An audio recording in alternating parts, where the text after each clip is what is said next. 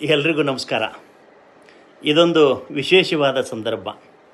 ಹೇಗೆ ಅಂತಂದರೆ, ಕಣ್ಣಿರುವವರ ಒಳಗಣ್ಣು ತೆರೆಸುವಂಥ ಒಂದು ಪ್ರಯತ್ನ, ಅಥವಾ ಕಣ್ಣಿಲ್ಲದೇ ಇರತಕ್ಕಂಥವರು ತಮ್ಮ ಭಾವನೆಗಳನ್ನು ಕಾವ್ಯದ ಮೂಲಕ ಕಟ್ಟಿಕೊಡುವಂಥ ಒಂದು ವಿಶೇಷ ಸಂದರ್ಭ. ಕವಿ, ಕಾವ್ಯ, ಸಾಹಿತ್ಯ ಅದು ಸಮಾಜದ ಪ್ರತಿಬಿಂಬ, ಅಭಿವ್ಯಕ್ತಿ, ಸಮಾಜದ ಏರಿಳಿತಗಳ ಬಗ್ಗೆ ಮಾತಾಡ್ತದೆ, ಅಸಮಾನತೆಯ ಬಗ್ಗೆ ಮಾತಾಡ್ತದೆ, ಸಂಪತ್ತಿನ ಅಸಮಾನತೆಯ ಬಗ್ಗೆ ಮಾತಾಡ್ತದೆ, ಬದುಕಿನ ಇತಿಮಿತಿಗಳ ಬಗ್ಗೆ ಮಾತಾಡ್ತದೆ, ಬದುಕಿನ ಘೋರ ಘಟನೆಗಳ ಬಗ್ಗೆ ಮಾತಾಡ್ತದೆ, ಬದುಕಿನ ಒಳ ಅಂತರಂಗವನ್ನು ತೆರೆದಿಡ್ತದೆ ಅನ್ನೋ ಅರ್ಥದಲ್ಲಿ ನೋಡೋದಾದರೆ, ಕನ್ನಡ ಸಾಹಿತ್ಯಕ್ಕೆ ಸಾವಿರಾರು ವರ್ಷಗಳ ಇತಿಹಾಸ ಇದೆ. ಕ್ರಿಸ್ತ ಶಕ 450ರ ಸುಮಾರಿನ ಹಲ್ಮಿಡಿ ಶಾಸನವನ್ನು ಇಟ್ಕೊಂಡು, ಅಥವಾ ಕವಿರಾಜ ಮಾರ್ಗಕಾರನಾದ ಶ್ರೀವಿಜಯನ ಕವಿರಾಜ ಮಾರ್ಗ ಇಟ್ಕೊಂಡು ಮಾತನಾಡೋದಾದರೆ, ಈ ದೇಶದ ಸಾಹಿತ್ಯ ಪರಂಪರೆಯಲ್ಲಿ ಸಂಸ್ಕೃತ ಮತ್ತು ತಮಿಳನ್ನು ಬಿಟ್ಟರೆ ಅತ್ಯಂತ ಪ್ರಾಚೀನವಾದ ಭಾಷೆ ಕನ್ನಡ ಸಾಹಿತ್ಯ ಅನ್ನತಕ್ಕಂಥದ್ದು. ಕನ್ನಡ ಸಾಹಿತ್ಯ ಪಂಪ, ರನ್ನ, ಪೊನ್ನರಾದಿಯಾಗಿ 10 ಹಲವು ಕವಿಗಳ ಕೃತಿಗಳನ್ನು ನೋಡಿದ್ದೇವೆ. ರಾಜನ ಆಸ್ಥಾನಿಕರ ಆಸ್ಥಾನದಲ್ಲಿ ಇದ್ದು ರಾಜನನ್ನು ಹೊಗಳಿ ತೆಗಳಿ ಬರೆದ ಪುರಾವೆಗಳು ನಮ್ಮಲ್ಲಿದ್ದಾವೆ. ಆಧುನಿಕವಾಗಿಯೂ ಕೂಡ ನವೋದಯ, ನವ್ಯ, ದಲಿತ, ಬಂಡಾಯ, ಮಹಿಳಾ ಹೀಗೆ 10 ಹಲವು ಸಾಹಿತ್ಯ ಪರಂಪರೆಗಳು ಇದ್ದಾವೆ. ಈ ನಮ್ಮ ಕನ್ನಡ ಸಾಹಿತ್ಯ ಪರಂಪರೆಯ ಮೇಲೆ 10 ಹಲವು ಪ್ರಭಾವಗಳು ಇದ್ದೇ ಇದೆ. ಅದು 12ನೇ ಶತಮಾನದ ಶರಣರ ಪ್ರಭಾವವೂ ಇದೆ, 15-16ನೇ ಶತಮಾನದ ದಾಸರ ಪ್ರಭಾವವೂ ಇದೆ. ಆಧುನಿಕವಾಗಿ ಇಂಗ್ಲೀಷ್ ಸಾಹಿತ್ಯದ ಪ್ರಭಾವವನ್ನು ಕೂಡ ನಾವು ನೋಡ್ತೀವಿ ಅಂತಕ್ಕಂಥದ್ದು. ಈ ಎಲ್ಲ ಸಾಹಿತ್ಯ ಪ್ರಕಾರಗಳಲ್ಲಿ ಕಣ್ಣ ಇಲ್ಲದೇ ಇರತಕ್ಕಂಥವರು ಬರೆದ ಸಾಹಿತ್ಯ ತುಂಬ ಅಪರೂಪ, ವಿರಳಾತಿ ವಿರಳ ಅಂತಲೇ ಹೇಳಬೇಕು. ಅದು ಕೆಲವು ಪ್ರಕಾರಗಳಲ್ಲಿ ಇಲ್ಲ ಅಂತಲೂ ಹೇಳಬಹುದೇನೋ. ಆದರೆ ಜನಪದರಲ್ಲಿ ಕಣ್ಣು ಇರ್ತಕ್ಕಂಥವ್ರು, ಅದರ ಕಣ್ಣು ಇಲ್ಲದವರು ಮಾತನಾಡಿರೋದಕ್ಕೆ ಸಾಧ್ಯತೆಗಳಿದೆ. ಆದರೆ ಈಗ ಆಧುನಿಕವಾಗಿ ಕಣ್ಣು ಇರುವವರ ಕಣ್ಣು ತೆರೆಸುವ ರೀತಿಯಲ್ಲಿ ಕಣ್ಣಿಲ್ಲದಂಥ ನಮ್ಮ ಸ್ನೇಹಿತರು ಕಾವ್ಯ ಕಟ್ಟಿಕೊಟ್ಟಿರೋದು ನಿಜವಾಗಿಯೂ ಖುಷಿ ಕೊಡುವಂಥದ್ದು. ಇತ್ತೀಚೆಗೆ ಅಂಧರ ಕ್ಷೇಮಾಭಿವೃದ್ಧಿ ಸಂಘದವರು, ಅದರಲ್ಲೂ ವಿಶೇಷವಾಗಿ ನನ್ನ ಸ್ನೇಹಿತರಾದಂಥ ಕವಿ ಮುದುಗೆರೆ ರಮೇಶು, ಗಾಯಕ ಶ್ರೀನಿವಾಸು, ಇವರೆಲ್ಲರೂ ಕಣ್ಣಿಲ್ಲದೇ ಇದ್ದರೂ ಕೂಡ ಕಾವ್ಯ ಕೃಷಿಯಲ್ಲಿ, ಸಂಗೀತ ಕೃಷಿಯಲ್ಲಿ ತೊಡಗಿಸಿಕೊಂಡಂಥವ್ರು. ಇತ್ತೀಚೆಗೆ ಬಿಜಾಪುರದಲ್ಲಿ ಒಂದು ಅಂಧರ ರಾಜ್ಯ ಮಟ್ಟದ ಕವಿಗೋಷ್ಠಿಯನ್ನು ಯಶಸ್ವಿಯಾಗಿ ಮಾಡಿದ ಹೆಗ್ಗಳಿಕೆ ಇವರಿಗಿದೆ ಅನ್ನತಕ್ಕಂಥದ್ದು. ಮತ್ತು ನಾನು ನನ್ನ ಧಾರವಾಡದ ಕರ್ನಾಟಕ ಕಾಲೇಜಿನಲ್ಲಿ ಓದುವಾಗ 3 ಜನ ಅಂಧ ಸ್ನೇಹಿತರನ್ನೇ ಬೆನ್ನಿಗೆ ಕಟ್ಕೊಂಡು ಅಂತರ ಕಾಲೇಜು, ಅಂತರ ವಿಶ್ವವಿದ್ಯಾನಿಲಯ ಮಟ್ಟದಲ್ಲಿ ನಾನು 10 ಹಲವು ಸ್ಪರ್ಧೆಗಳಲ್ಲಿ ಪಾಲ್ಗೊಂಡಿರ್ತಕ್ಕಂಥ ನೆನಪು ನನಗಿದೆ. ಭಾಳ ಪ್ರತಿಭಾವಂತ ಸ್ನೇಹಿತರುಗಳವರು, ನನಗಿಂತಲೂ ಭಾಳ ಪ್ರತಿಭಾವಂತ ಸ್ನೇಹಿತರುಗಳು. ಈಗ ಆ ಪ್ರತಿಭಾವಂತ ಅಂಧ ಸ್ನೇಹಿತ ಬರಹಗಾರರ 6 ಜನ ಬರಹಗಾರರ 6 ಕವಿತೆಗಳು ಇವತ್ತು ನನ್ನ ಮುಂದೆ ಇದ್ದಾವೆ. ಮೈಸೂರು ಮಹಿಮೆ ಬರೆದಂಥ ರಾಣಿ TR ಸ್ವರ ಅವರದು, ಚಂದಮಾಮ ಬರೆದಂಥ ಕೇಶವ ನಂದನ್ ಅವರ ಒಂದು ಕವಿತೆ ಇದೆ, ಪರಿಸರದ ವಿಸ್ಮಯ ಬರೆದ ಶ್ರೀಮತಿ ನೇತ್ರಾ ಅವರದ ಒಂದು ಕವಿತೆ ಇದೆ, ಮಗುವಿನ ಒಲವು ಅನ್ನುವಂಥ ಕವಿತೆ ಬರೆದ ಹೇಮಂತ್ ಕುಮಾರ್ ಸಿಂಹಾಸನಪುರ ಅವರದ ಒಂದು ಕವಿತೆ ಇದೆ, ಮಾಗಿ ಚಳಿ ಅನ್ನುವಂಥ ಉಮೇಶ್ VS ಅವರು ಬರೆದ ಒಂದು ಕವಿತೆ ಇದೆ. ಹಾಗೆ ಸಂಭ್ರಮದ ಸಂಕ್ರಾಂತಿ, ಹರೀಶ್ ಅವರು ಬರೆದಂಥ ಸಂಭ್ರಮದ ಸಂಕ್ರಾಂತಿ ಅನ್ನುವ ಕವಿತೆಯೂ ನನ್ನ ಜೊತೆ ಇದೆ. ಮುದುಗೆರೆ ರಮೇಶ್ ಅವರು ಒಳ್ಳೆಯ ಕವಿ. ಅವರು ಈ ಅಂಧ ಸ್ನೇಹಿತರ ಮಧ್ಯೆ ಒಂದು ಕಾವ್ಯ ಪರಂಪರೆಯನ್ನು ಹುಟ್ಟು ಹಾಕಬೇಕು, ಅವರ ಮೂಲಕ ಹೊಸ ಹೊಸ ಭಾವನೆಗಳು ಕವಿತೆಯಾಗಿ ಹೊರಬರಬೇಕು ಅನ್ನುವ ಸದಾಸೆ ಇಟ್ಕೊಂಡು ಹೊಸದಾಗಿ ಬರೆದಂಥ 6 ಜನ ಕವಿಗಳ 6 ಕವಿತೆಗಳನ್ನು ನನಗೆ ಓದೋದಕ್ಕೆ ಕಳಿಸಿದ್ದಾರೆ. ಅಥವಾ ಅದರ ಬಗ್ಗೆ ಒಂದಷ್ಟು ಮಾತನಾಡೋದಕ್ಕೆ ಅಥವಾ ವಿಮರ್ಶೆ ಮಾಡೋದಕ್ಕೆ, ವಿಮರ್ಶೆ ಅಂತ ಅನ್ನೋದಕ್ಕಿಂತ ಹೆಚ್ಚಾಗಿ ಒಂದು ರೀತಿ ವಿವೇಚನೆ ಮಾಡುವ ಕೆಲಸಕ್ಕೆ ಕೊಟ್ಟು ಕಳಿಸಿದ್ದಾರೆ. ನಾನು ಅವರ ಕವಿತೆಗಳನ್ನು ಓದಿ ನನಗೆ ಇಷ್ಟವಾಗಿರುವ ಕವಿತೆಗಳು ಮತ್ತು ಲೈನುಗಳನ್ನು ಕೂಡ ನಾನು ಮುಂದೆ ಹೇಳ್ತೇನೆ ಅನ್ನತಕ್ಕಂಥದ್ದು ಮತ್ತು ಅವರಿಗೆ ಒಂದಷ್ಟು ಪ್ರೋತ್ಸಾಹದ ಮಾತುಗಳನ್ನು ಹೇಳಬೇಕು ಅನ್ನುವಂಥದ್ದು ನನ್ನ ಉದ್ದೇಶ. ಈಗ ಮೊದಲನೇ ಕವಿತೆ, ಕವನದ ಶೀರ್ಷಿಕೆ ಮೈಸೂರ ಮಹಿಮೆ. ರಾಣಿ TR ಸ್ವರ ಅವರು ಬರೆದಂಥ ಈ ಕವಿತೆ. ನೋಡ ಬನ್ನಿ ಓ ಜನರೇ, ನೋಡಿ ಮೆರೆಯೋಣ ಬನ್ನಿ ನಮ್ಮ ಮಹಿಷಪುರದ ಮಹಿಮೆಯ. ನಮ್ಮ ಮಹಿಷ ಮಂಡಲದ ಕಲೆ ಸಂಸ್ಕೃತಿ ಹಿರಿಮೆಯ ಸಾರುತ್ತ, ಮೈಸೂರು ಮಲ್ಲಿಗೆಯ ಮುಡಿದು ಮಮತೆ ಪ್ರೀತಿಯ ಸುವಾಸನೆಯ ಸೂಸುತ್ತ, ಸಾರೋಣ ಬನ್ನಿ ನಮ್ಮೂರ ಮಹಿಮೆಯ. ಸಂಸ್ಥಾನದ ಸ್ಥಾಪಕರ ಕೊಡುಗೆಯ ಕೊಂಡಾಡುತ್ತ, ಯದುರಾಯ ಕೃಷ್ಣರಾಯರ ನೆನೆಯುತ್ತ, ನವ ಮೈಸೂರಿನ ನಿರ್ಮಾತೃ ಶ್ರೀ ನಾಲ್ವಡಿ ಕೃಷ್ಣರಾಜ ಒಡೆಯರ ಸಾಧನೆಯ ಸ್ಮರಿಸುತ್ತ, ಎಲ್ಲೆಡೆಯಲ್ಲಿಯೂ ಸಾರಿ ಹೇಳೋಣ ಬನ್ನಿ ನಮ್ಮೂರ ರಾಜರ ಹಿರಿಮೆಯ. ಲಲಿತ ವಸಂತ ಅಂಬಾ ವಿಲಾಸ ಅರಮನೆಗಳ ಇತಿಹಾಸವ ತಿಳಿಯುತ್ತ, ಎತ್ತಿ ಹಿಡಿಯೋಣ ಬನ್ನಿ ನಮ್ಮ ಅರಮನೆಗಳ ನಗರದ ಗರಿಮೆಯ. ಪ್ರಾಣಿ ಪಕ್ಷಿಗಳ ನಿಜ ಸ್ವರೂಪವ ಕಂಡು GRSನಲ್ಲಿ ಜಲ ಕ್ರೀಡೆ ಆಡುತ್ತ, ಸಿಹಿ ಮೈಸೂರ ಪಾಕ ಸಯ್ಯುತ್ತ, ಸಿಹಿ ಪ್ರೀತಿಯ ಹಂಚುತ್ತ, ನೊಂದ ಮನಗಳಿಗೆ ಪ್ರೀತಿಯ ಎರಡನೆಯ ಕವಿತೆ ಕೇಶವನಂದನ್ ಅವರು ಬರೆದಂಥ ಚಂದಮಾಮ ಅನ್ನುವಂಥದ್ದು. ಈ ಕವಿತೆಯ ಪಲ್ಲವಿ ಹೀಗಿದೆ. ಅಮ್ಮ ನಾನು ನಿನ್ನವನಾದರೆ ಚಂದಿರಮಾಮ ನನ್ನವನು, ಅಮ್ಮ ನಾನು ನಿನ್ನವನಾದರೆ ಚಂದಿರಮಾಮ ನನ್ನವನು. ಚರಣ 1. ಎಲ್ಲೇ ಹೋಗಲಿ ಜೊತೆಗೆ ಬರುವನು, ಅಮ್ಮನ ಹಾಗೆ ನಗುತ್ತ ನಡೆವನು, ನಿನ್ನ ಬೆರಳು ಹಿಡಿದು ನಾನು ಎಲ್ಲೆಡೆ ಜೊತೆಯಲ್ಲಿ ಬರುವ ಹಾಗೆ, ಎಷ್ಟೇ ದೂರ ನಡೆದರೂ ನಾನು ಬೆಳಕನ್ನು ಚೆಲ್ಲುತ್ತಾ ಬರುವನು ತಾನು. ಚರಣ 2. ಪಕ್ಕದ ಮನೆಯ ಚೇತು ಪಾಪು ನನ್ನನ್ನು ಕೂಡಿ ಆಡಲು ಬಂದರೆ, ಮನೆ ಅಂಗಳ ಕಟ್ಟೆಯ ಮೇಲೆ ಕೊಂಬೆಯ ನಡುವಲ್ಲಿ ಎಲೆಗಳ ಮರೆಯಲಿ, ನನ್ನನ್ನೇ ಚುಕ್ಕಿಯ ಆಟಕ್ಕೆ ಕರೆವನು, ನನ್ನನ್ನು ಮಾತ್ರ ಕರೆವನು. ಚರಣ 3. ಮರುದಿನ ಅಜ್ಜನ ಊರಿಗೆ ಹೋದರೆ, ಹೇಗೋ ತಿಳಿದು ಅಲ್ಲಿಗೂ ಬಂದನು, ನಡುಮನೆ ಒಳಗಿನ ತೆರೆದ ಸೂರಲಿ ನಗುವನ್ನು ಚೆಲ್ಲುತ್ತ ಬೆಳಕನ್ನು ಬೀರುತ್ತ, ಆಟವ ಆಡಲು ಊಟವ ಮಾಡಲು ಪುಟ್ಟ ಬಯಲಿಗೆ ಬಾರೋ ಎಂದನು. ಚರಣ 4. ಎಲ್ಲೇ ಹೋದರೂ ಅಮ್ಮನ ಹಾಗೆ ಪ್ರೀತಿಯ ತೋರುತ್ತ ಜೊತೆಯಲ್ಲಿ ಬರುವನು, ಅಮ್ಮ ಚಂದಿರ ಇಬ್ಬರೇ ಸಾಕು, ಬೇರೆ ಗೆಳೆಯರು ಏತಕ್ಕೆ ಬೇಕು, ಊಟಕ್ಕೆ ಅಮ್ಮನ ಪ್ರೀತಿಯೇ ಸಾಕು, ಆಟಕ್ಕೆ ಚಂದ್ರನ ಜೊತೆಯೇ ಬೇಕು.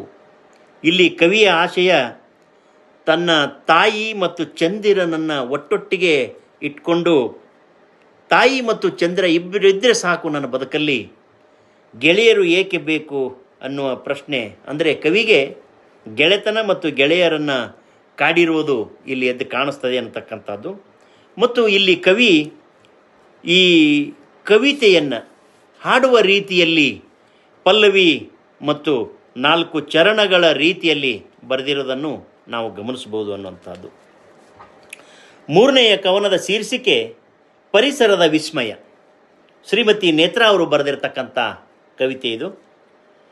ಪರಿಸರದಲ್ಲಿನ ವಿಸ್ಮಯಗಳಿಗೆ ಪುಳಕಿತರಾಗಲೇಬೇಕು, ನಿತ್ಯ ನಿರಂತರ ಅಚ್ಚರಿ ಸಾಗರ ಸ್ವಚ್ಛಂದವಾಗಿದೆ ಬದುಕು. ಚೈತ್ರ ಮಾಸದಿ ಮಾಮರಗಳಲ್ಲಿ ಪಂಚಮ ಸ್ವರದಿ ಕೋಗಿಲೆ ಹಾಡುವುದು, ಗುರು ಇಲ್ಲದಿರೆ ಗುರಿ ವಂದಿವುದು ಮುದಗೊಳಿಸುವುದು ಪರರ. ನೇಸರ ಬಂದೊಡೆ ಗಿರಿಯ ಮೇಗಡೆ ನಾಟ್ಯ ನವಿಲಿನ ಸಡಗರವು, ಸ್ವರವಿಲ್ಲದಿರೆ ಸುರರ ನಾಚಿಸುತ್ತ ನರ್ತನವದು ನಯನ ಮನೋಹರ. ಭೃಂಗದ ಝೇಂಕಾರ ಸಂಗೀತ ಸ್ವರಸಾರ ಆಲಿಪ ಮನಸ್ಸಿಗೆ ರಸದೌತಣ. ಜೇನಿನ ಸಿಹಿಯುಂಟು ಬೇವಿನ ಕಹಿಯುಂಟು ಇದುವೇ ಸಮರಸ ಜೀವನಕ್ಕೆ ಆಧಾರ ಅನ್ನುವ ರೀತಿಯಲ್ಲಿ ವ್ಯಾಖ್ಯಾನದ ರೂಪದಲ್ಲಿ ಕವಿ ಮನಸ್ಸು ಚೈತ್ರದ ಪರಿಸರದ ವಿಸ್ಮಯವನ್ನು, ಪರಿಸರದ ವಿವಿಧ ಮುಖಗಳನ್ನು ಕಟ್ಟಿಕೊಡೋದಕ್ಕೆ ಒಂದು ಪ್ರಯತ್ನ ಮಾಡಿರೋದನ್ನು ಇಲ್ಲಿ ಗಮನಿಸ್ಬೋದು. 4ನೇ ಕವಿತೆ ಮಗುವಿನ ಒಲವು. ಹೇಮಂತ್ ಕುಮಾರ್ ಸಿಂಹಾಸನಪುರ ಅವರು ಬರೆದಂಥ ಮಗುವಿನ ಒಲವು ಅನ್ನುವ ಈ ಕವಿತೆ, ನಿನ್ನ ಒಲವು ಎಂಥ ಚೆಲುವು ಬಾಚಿ ತಬ್ಬಲೆ, ನಿನ್ನ ನೋಟ ಹೂವ ತೋಟ ಮುತ್ತು ನೀಡಲೆ, ನಿನ್ನ ಕೆನ್ನೆ ಸಿಹಿಯಾದ ಹಣ್ಣೆ ಕಚ್ಚಿ ಬಿಡಲೆ, ನಿನ್ನ ಸೆಳೆತ ಅದೆಂಥ ವಿಸ್ಮಿತ ನಾ ಹೇಗೆ ಇರಲೆ, ನಿನ್ನ ಕೊಟ್ಟ ದೇವರಿಗೆ ನಾನೇನು ನೀಡಲೆ, ನಿನ್ನ ನಗುವ ಕಂಡ ಒಡನೆ ನೋವೆ ಮರೆತೇನೆ, ನಿನ್ನ ನಲಿವ ಒಡನೆ ಬೆರೆತು ಮಗುವೇ ಆದೆನೆ, ನಿನ್ನ ಅಳುವ ಮೊಗವ ಕಂಡು ಸಂತೈಸಿ ನಿತ್ತೆನೆ, ನಿನ್ನ ಹಸಿವ ಕಂಡಾಗ ಚಂದಮಾಮನನ್ನು ತೋರಿ ತುತ್ತು ನೀಡಿ ಸಂತೋಷಗೊಂಡೆನೆ, ನಿನ್ನ ತೊಟ್ಟಿಲಲ್ಲಿ ತೂಗಿ ಪುರುಷರಂತೆ ಕನಸು ಕಂಡೆನೆ ಅನ್ನುವ ಭಾವನೆಗಳು, ಮಗುವಿನ ಒಂದು ಮಮತೆ, ಮಗುವಿನ ಒಂದು ಹತ್ತಿರದ ಭಾವನೆಗಳನ್ನು ಕವಿ ಇಲ್ಲಿ ಕಟ್ಟಿಕೊಡೋದಕ್ಕೆ ಪ್ರಯತ್ನ ಮಾಡಿರೋದನ್ನು ಗಮನಿಸಬಹುದು ಅನ್ನುವಂಥದ್ದು. 5ನೇ ಕವಿತೆ ಮಾಗಿ ಚಳಿ ಅನ್ನುವಂಥದ್ದು.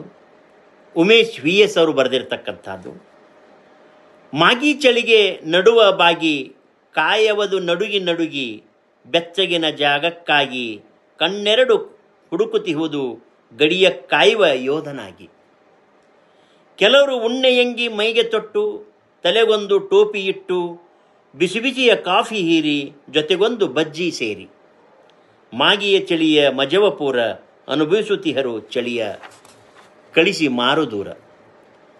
ಕೆಲವರಿಗಿಲ್ಲ ತೊಡಲು ಅಂಗಿ ಚಳಿಗೆ ಮೈಯ ಚರ್ಮವದು ಬಿರಿದು ಹೋಗಿ ದುಡಿಯುತ್ತಿಹನು ಕರ್ಮಯೋಗಿ ಹೊತ್ತು ಮೂಡೋ ಮೊದಲೇ ಎದ್ದು ಹಾಲು ಮೊಸರು ಪೇಪರ್ ಹಿಡಿದು ಚರಕ ಪರಾಕ ಸೈಕಲ್ ಏರಿ ಸಂದಿಗೊಂದಿ ಏರು ಪೇರಿನೇರಿ ಸಾಗುತ್ತಿರುವುದು ಬದುಕದಾರಿ. ಇಲ್ಲಿ ಮಾಗಿಯ ಚಳಿಯಲ್ಲಿ ಇರ್ತಕ್ಕಂಥದ್ದು ಮತ್ತು ಮಾಗಿಯ ಚಳಿಯ ಮಧ್ಯೆ ಇರ್ತಕ್ಕಂಥ ಆ ಚಳಿಗೆ ಬೇಕಾದಂಥ ಅಥವಾ ಚಳಿಯನ್ನು ತಡೆದುಕೊಳ್ಳೋಕ್ಕೆ ಬೇಕಾದಂಥ ಬೆಚ್ಚನೆಯ ವಾತಾವರಣ ನಿರ್ಮಾಣ ಮಾಡಿಕೊಳ್ಳೋಕ್ಕೆ ಬೇಕಾದಂಥ ಒಂದಷ್ಟು ತಯಾರಿಯನ್ನು ಕವಿಯಲ್ಲಿ ವಿವರಿಸ್ತಾರೆ. ಕೆಲವರು ಉಣ್ಣೆಯಂಗಿ ಮೈಗೆ ತೊಟ್ಟು ತಲೆಗೊಂದು ಟೋಪಿ ಇಟ್ಟು ಬಿಸಿ ಬಿಸಿಯ ಕಾಫಿ ಹೀರಿ ಜೊತೆಗೊಂದು ಬಜ್ಜಿ ಸೇರಿ ಅನ್ನುವ ಒಂದು ಸಾಲುಗಳಲ್ಲಿ ಕವಿತೆಯ ಒಂದು ಶಿಲ್ಪ ಕಾಣ್ತದೆ ಅನ್ನತಕ್ಕಂಥದ್ದು. ಮತ್ತು ಇಲ್ಲಿ ಕೆಲವರಿಗೆ ಚಳಿಯನ್ನು ತಡೆದುಕೊಳ್ಳೋದಕ್ಕೆ ಉಟ್ಕೊಳ್ಳೋಕ್ಕೆ ಅಂಗಿ ಇಲ್ಲ ಅನ್ನುವಂಥ ಮಾತನ್ನು ಅಥವಾ ನೋವನ್ನು ಕವಿಯಲ್ಲಿ ವ್ಯಕ್ತಪಡಿಸ್ತಾರೆ ಅಂತಕ್ಕಂಥದ್ದು. 6ನೇ ಕವಿತೆ ಸಂಭ್ರಮದ ಸಂಕ್ರಾಂತಿ. ಹರೀಶ್ ಅವರು ಬರೆದಿರ್ತಕ್ಕಂಥದ್ದು. ವರ್ಷದಲ್ಲಿ ಬರುವ ಮೊದಲ ಹಬ್ಬ ಸಂಕ್ರಾಂತಿ, ಹರುಷ ಚೆಲ್ಲಿ ಮನವಾ ಬಿತ್ತಿ ಸರಿಯಬೇಡ ಸಂಕ್ರಾಂತಿ, ಹೃದಯದಂತರಾಳದಲ್ಲಿ ಬೆರೆತು ಹೋದ ಸಂಕ್ರಾಂತಿ, ಸಿಹಿ ಕೊಟ್ಟು ಕಹಿ ಬಿಟ್ಟು ಸಾಗಬೇಡ ಸಂಕ್ರಾಂತಿ, ಒಂಟಿತನದ ಸೆರೆಯ ಬಿಡಿಸಿ ಜಂಟಿಯಾದ ಸಂಕ್ರಾಂತಿ, ಅಂಟಿಕೊಳ್ಳುವ ಮೊದಲೇ ಗಂಟ ಬಿಡಿಸಬೇಡ ಸಂಕ್ರಾಂತಿ, ಎಲ್ಲ ಮನೆಯ ಬೆಳಗುವಂಥ ದಿವ್ಯ ಜ್ಯೋತಿ ಸಂಕ್ರಾಂತಿ, ನನ್ನೆದೆಯೊಳು ಭರವಸೆಗಳ ಅಳಿಸಬೇಡ ಸಂಕ್ರಾಂತಿ, ಸ್ನೇಹದಿಂದ ಪ್ರಣಯ ತುಂಬಿ ತಂದ ಸಂಕ್ರಾಂತಿ, ಪ್ರಾಣವಾಯುವಾಗಿ ದೇಹ ತೊರೆಯಬೇಡ ಸಂಕ್ರಾಂತಿ, ನನ್ನಾಸೆಯ ತೋಟದಲ್ಲಿ ಅರಳಿದಂಥ ಸಂಕ್ರಾಂತಿ, ಒರಲಾಳದ ಸ್ಥಳವ ಬಿಟ್ಟು ತೆರಳಬೇಡ ಸಂಕ್ರಾಂತಿ.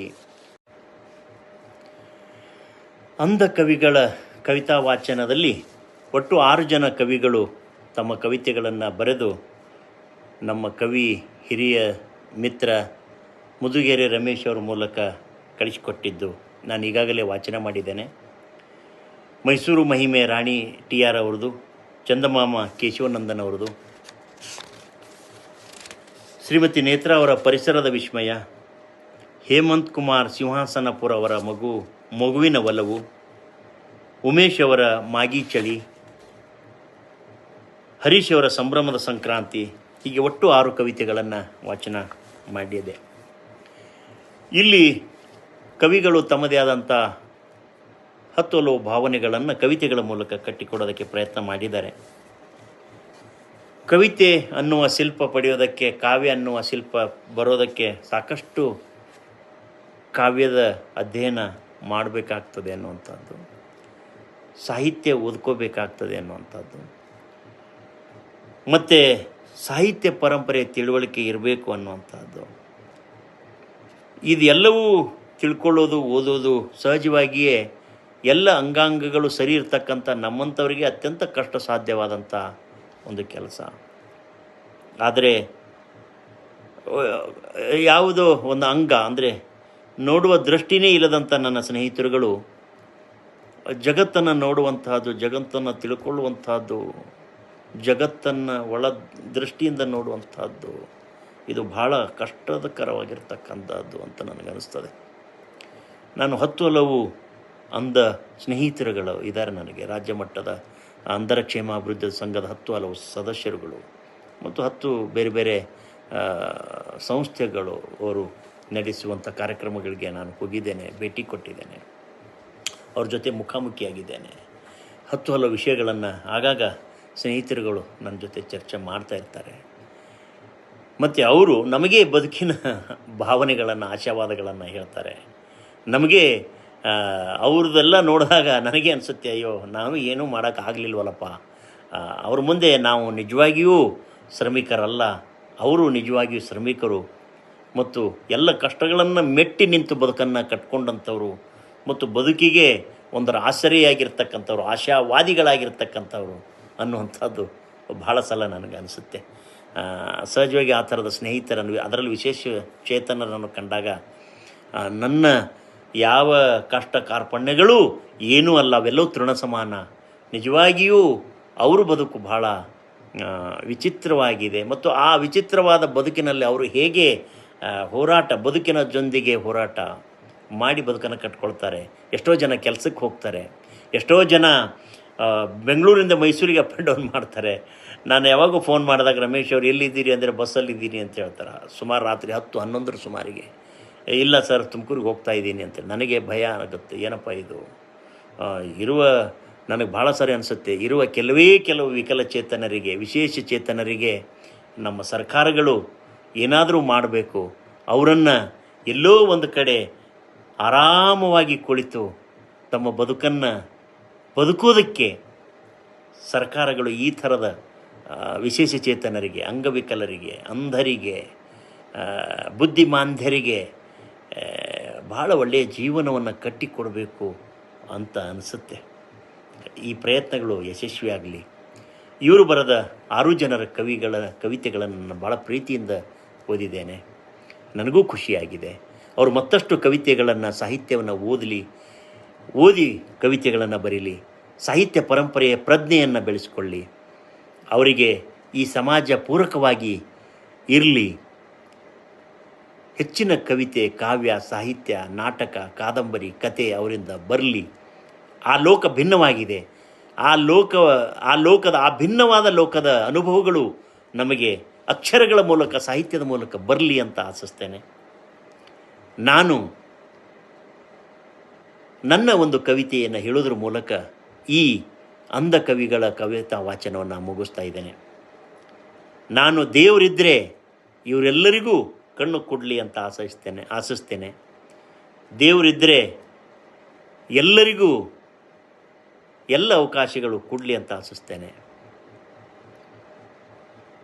ನನ್ನ ಗಾಂಧಿ ಮೆಟ್ಟಬೇಕು ಕವನ ಸಂಕಲನದಿಂದ ಇರ್ತಕ್ಕಂಥ ಈ ಕವಿತೆ, ದೇವರುಗಳಿವೆ ಎಚ್ಚರಿಕೆ. ದೇವರೆಂಬ ಪೀಡೆ ಪಿಶಾಚಿ ಪ್ರಾಣಿ ಇದ್ದರೆ ತನ್ನಿ, ದೇವರೆಂಬ ಪೀಡೆ ಪಿಶಾಚಿ ಪ್ರಾಣಿ ಇದ್ದರೆ ತನ್ನಿ, ನನ್ನ ಮನೋಮಾರಿಗೆ ಬಲಿ ಕೊಡುತ್ತೇನೆ, ನನ್ನ ಮನೋಮಾರಿಗೆ ಬಲಿ ಕೊಡುತ್ತೇನೆ. ಕತ್ತಿ ಕುಡುಗೀಲು ಹಿಡಿದು ಬಂದೂಕು ಪಿಸ್ತೂಲು, ಕತ್ತಿ ಕುಡುಗೀಲು ಹಿಡಿದು ಬಂದೂಕು ಪಿಸ್ತೂಲು, ಬೇಟೆಯಾಡಲು ಹೋದೆ ಸಿಗಲಿಲ್ಲ ಪ್ರಾಣಿ, ಬೇಟೆಯಾಡಲು ಹೋದೆ ಸಿಗಲಿಲ್ಲ ಪ್ರಾಣಿ, ಸಿಕ್ಕರೆ ತನ್ನಿ ಮಾರಿ ಹೆಸರಲಿ ಕೊಟ್ಟು ಬಲಿ, ಉರಿಸಿ ಒಲಿ ತಿಂದು ತೇಗುತ್ತೇನೆ. ಮಾರಿ ಹೆಸರಲಿ ಕೊಟ್ಟು ಬಲಿ, ಉರಿಸಿ ಒಲಿ ತಿಂದು ತೇಗುತ್ತೇನೆ. ನಮಸ್ಕಾರ. ಎಲ್ಲರಿಗೂ ಶುಭವಾಗಲಿ ಅಂತ ಹಾರೈಸಿ ಈ ಅಂಧ ಕವಿಗಳ ಕವಿತಾ ವಾಚನವನ್ನು ಮುಗಿಸ್ತೇನೆ. ಎಲ್ಲರಿಗೂ ಶುಭವಾಗಲಿ. ಶುಭರಾತ್ರಿ. ಜೈ ಹಿಂದ್, ಜೈ ಕರ್ನಾಟಕ. ನಮಸ್ಕಾರ. ಇಲ್ಲಿ ಒಟ್ಟು 6 ಕವಿತೆಗಳಲ್ಲಿ ಅಂದರೆ ರಾಣಿ ಟಿ ಆರ್ ಅವರು ಬರೆದಂಥ ಮೈಸೂರು ಮಹಿಮೆ, ಕೇಶವನಂದನ್ ಅವರು ಬರೆದಂಥ ಚಂದಮಾಮ, ಪರಿಸರದ ವಿಸ್ಮಯ ಬರೆದಂಥ ಶ್ರೀಮತಿ ನೇತ್ರ, ಮಗುವಿನ ಒಲವು ಬರೆದಂಥ ಹೇಮಂತ್ ಕುಮಾರ್ ಸಿಂಹಾಸನಾಪುರ, ಮಾಗಿ ಚಳಿ ಬರೆದಂಥ ಉಮೇಶ್ VS ಅವರ ಕವಿತೆ, ಹಾಗೆ ಸಂಭ್ರಮದ ಸಂಕ್ರಾಂತಿ ಬರೆದಂಥ ಹರೀಶ್ ಅವರ ಈ ಒಟ್ಟು 6 ಕವಿತೆಗಳಲ್ಲಿ ಒಂದಷ್ಟು ಮತ್ತೆ ಮತ್ತೆ ಮೆಲುಕು ಹಾಕಬಹುದಾದಂಥ ಬರಹಗಳನ್ನು ಅಥವಾ ಸಾಲುಗಳನ್ನು ನೋಡ್ಬೋದು ಅನ್ನುವಂಥದ್ದು. ಈ ರಾಣಿ ಟಿ ಆರ್ ಅವರು ಮೈಸೂರಿನ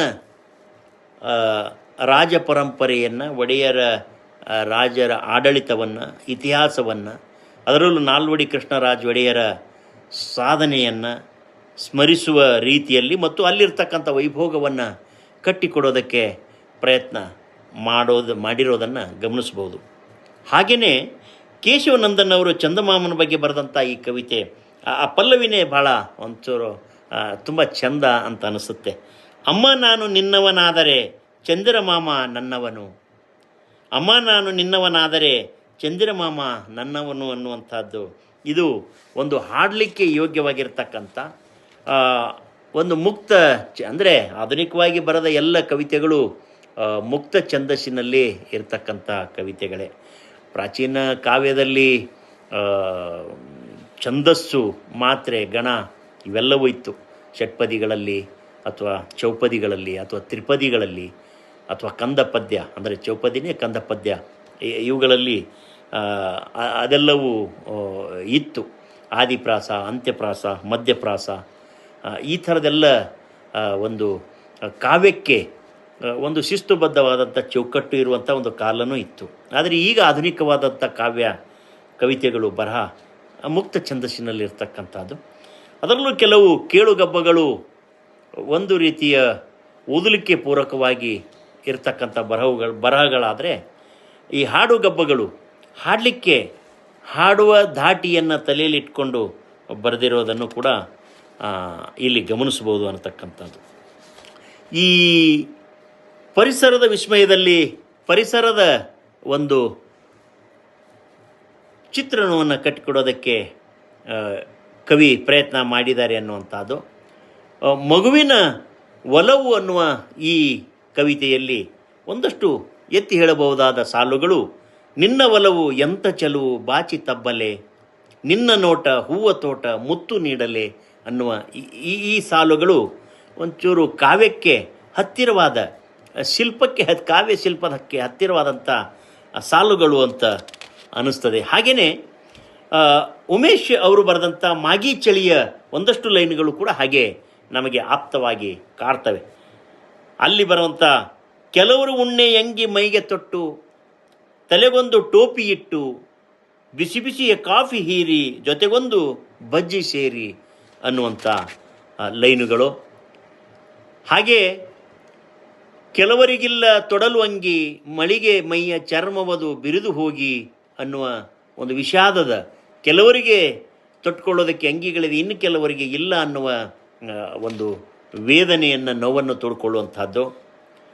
ಹಾಗೆ ಸಂಕ್ರಾಂತಿ ಬಗ್ಗೆ ಹರೀಶ್ ಅವರು ಬರೆದಂಥ ಇದರಲ್ಲಿಯೂ ಕೂಡ ಒಂದಷ್ಟು ಸಂಕ್ರಾಂತಿಯ ವೈಭವವನ್ನು ಕಟ್ಟಿಕೊಡೋದ್ರ ಜೊತೆಗೆ ಕವಿ ಕೊನೆಯಲ್ಲಿ ಬರಡು ಭೂಮಿಯಲ್ಲಿ ಬದುಕ ಕಟ್ಟಿಕೊಟ್ಟ ಸಂಕ್ರಾಂತಿ, ನೀನಿಲ್ಲದೆ ಬದುಕೋ ಶಕ್ತಿ ನನಗೆಲ್ಲಿದೆ ಸಂಕ್ರಾಂತಿ, ಬದುಕಿದರೆ ನಿನ್ನೊಂದಿಗೆ ಬದುಕುವೆ ಸಂಕ್ರಾಂತಿ, ಇರದಿದ್ದರೆ ಇದೇ ನನ್ನಯ ಅಂತಿಮ ಸಂಕ್ರಾಂತಿ ಅನ್ನುವ ವಿಷಾದದ ಮಾತಿನೊಂದಿಗೆ ಕವಿತೆ ಮುಕ್ತಾಯಗೊಳ್ಳುತ್ತದೆ. ಅಂದರೆ ಕವಿ ಸಂಕ್ರಾಂತಿಯನ್ನು ಬಿಟ್ಟು ಇರೋದಕ್ಕೆ ಸಾಧ್ಯ ಇಲ್ಲ ನಾವು ಅನ್ನುವ ಬದುಕಿನ ಅನಿವಾರ್ಯತೆಯನ್ನು ಮತ್ತು ಸಂಕ್ರಾಂತಿ ಮತ್ತು ಬದುಕು ಹೇಗೆ ಅನ್ಯೋನ್ಯವಾಗಿದೆ ಮತ್ತು ಒಂದಕ್ಕೊಂದು ಪೂರಕವಾಗಿದೆ ಮತ್ತು ಒಂದಕ್ಕೊಂದು ಅವಲಂಬಿತವಾಗಿದೆ ಅನ್ನುವಂಥ ರೀತಿಯಲ್ಲಿ ಕವಿ ಸಂಕ್ರಾಂತಿ ಅನ್ನತಕ್ಕಂಥದ್ದು ಸಹಜವಾಗಿ ಒಂದು ವೈಭೋಗದ, ಒಂದು ಸಿರಿತನದ, ಒಂದು ಭೂಮಿ ತಾಯಿ ಒಂದು ಹಸಿರಿನ ಸೀರೆಯನ್ನು ಉಟ್ಕೊಂಡು ತನ್ನತನವನ್ನು ಮೆರೆಯುವ ರೀತಿಯನ್ನು ಕವಿ ಸಂಕ್ರಾಂತಿಯ ಈ ಕವಿತೆಯ ಮೂಲಕ ಕಟ್ಟಿಕೊಡೋದಕ್ಕೆ ಪ್ರಯತ್ನ ಮಾಡಿರೋದನ್ನು ಗಮನಿಸ್ಬೋದು ಅನ್ನತಕ್ಕಂಥದ್ದು. ಇಲ್ಲಿರುವ ಒಟ್ಟು 6 ಕವಿತೆಗಳಲ್ಲಿ ನನಗೆ ಈ ಚಂದಮಾಮ ಕೇಶವನಂದನ್ ಅವರು ಬರೆದಂಥ ಚಂದಮಾಮ ಅನ್ನುವಂಥ ಕವಿತೆ ಆಗಿರ್ಬೋದು, ಹಾಗೆ ಪರಿಸರದ ವಿಸ್ಮಯ ಅನ್ನುವುದು ಕೂಡ ಶ್ರೀಮತಿ ನೇತ್ರಾ ಅವರದು ಕೂಡ ನನಗೆ ಸ್ವಲ್ಪ ಹತ್ತಿರ ಅನ್ನಿಸ್ತು ಅನ್ನುವಂಥದ್ದು. ಹಾಗೆ ಮಗುವಿನ ಒಲವು ಹೇಮಂತ್ ಕುಮಾರ್ ಶ್ರೀನಿವಾಸನ್ ಅವರು ಬರೆದಿರ್ತಕ್ಕಂಥದ್ದು ಕೂಡ ನನಗೆ ಖುಷಿಯನ್ನು ಕೊಟ್ಟಿರುವಂಥದ್ದು ಕವಿತೆ. ಹಾಗೆ ಉಮೇಶ್ ಅವರು ಬರೆದಂಥ ಮಾಗಿ ಚಳಿಯಲ್ಲಿಯೂ ಕೂಡ ಕೆಲವು ಲೈನುಗಳು ನನಗೆ ಖುಷಿಯನ್ನು ಉಂಟು ಮಾಡಿರತಕ್ಕಂಥದ್ದು. ಹರೀಶ್ ಅವರ ಸಂಭ್ರಮದ ಸಂಕ್ರಾಂತಿಯು ಕೂಡ ಅಲ್ಲಿರುವ ಕೆಲವು ವಿಷಯಗಳು ನನಗೆ ಹಿಡಿಸಿವೆ. ಹಾಗೆ ರಾಣಿಯವರ ಈ ಮೈಸೂರು ಮಹಿಮೆಯು ಕೂಡ ಅಲ್ಲಿರುವ ಕೆಲವು ಸಾಲುಗಳು ಕಾವ್ಯಕ್ಕೆ ಹತ್ತಿರವಾಗಿರುವ ಪ್ರಯತ್ನ ಮಾಡಿರೋದನ್ನು ಗಮನಿಸ್ಬೋದು. ಸಹಜವಾಗಿಯೇ ಕಣ್ಣಿರ್ತಕ್ಕಂಥ ಅವರು ಜಗತ್ತನ್ನು ನೋಡಿ ಬರೆಯುವ ರೂಢಿಯನ್ನು ಗಮನಿಸ್ತೇವೆ.